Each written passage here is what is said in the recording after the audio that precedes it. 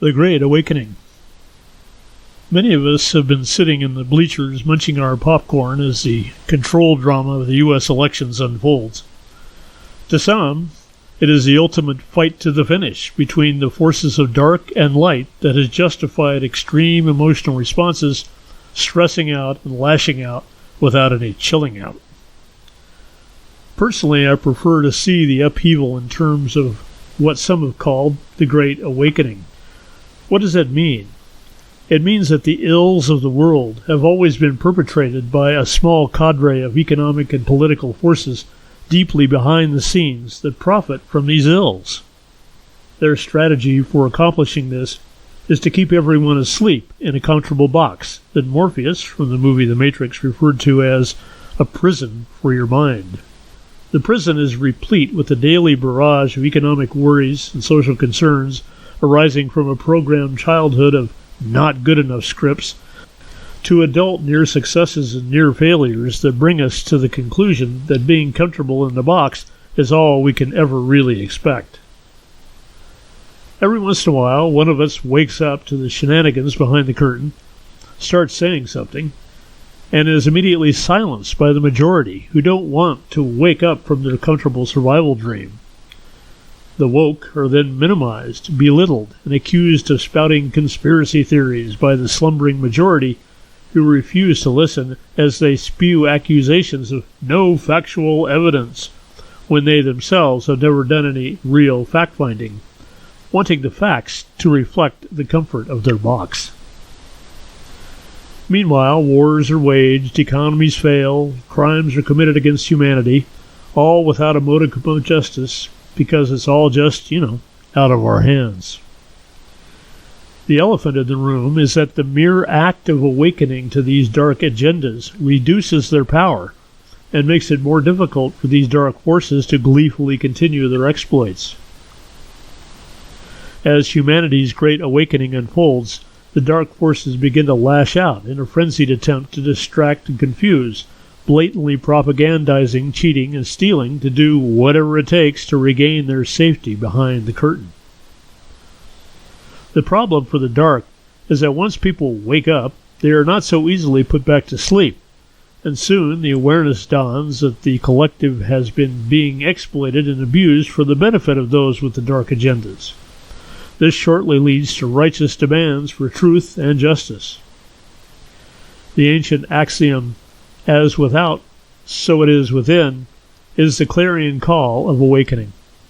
As the awakening process proceeds, it exposes how we are complicit in the dark agenda and how we minimized our own light to fit in and be nice, despite circumstances that should have inspired us to break out and shatter the social norms.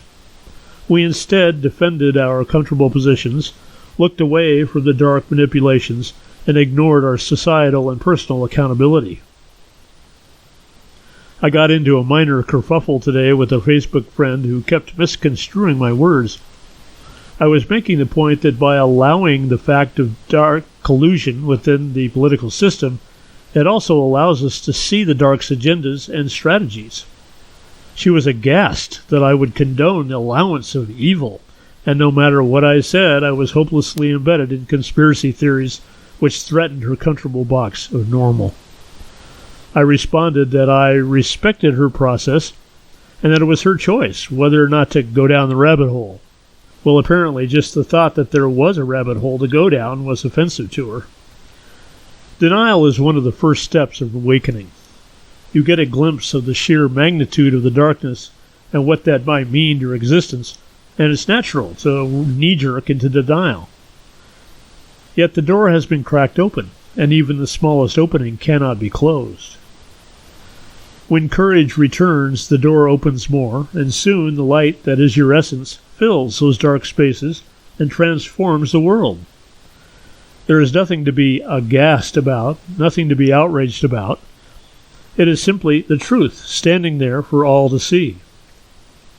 When truth becomes self-evident, our light is unfettered, and the building blocks of a new creation start to organize.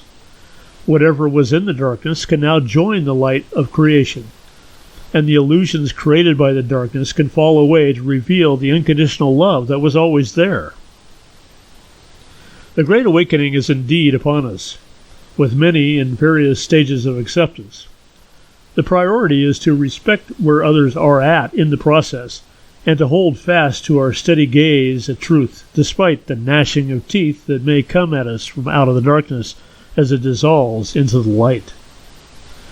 There is great potential for love within the darkness that is released in the light of truth. Hold steady. Know we are witnessing a transformation of the world and a transformation of ourselves. The greater life we have always known is our destiny. You have been listening to This Quantum Life by Boyd Martin, brought to you by the Quantum Health Newsletter from Pure Energy RX, www.pureenergyrx.com.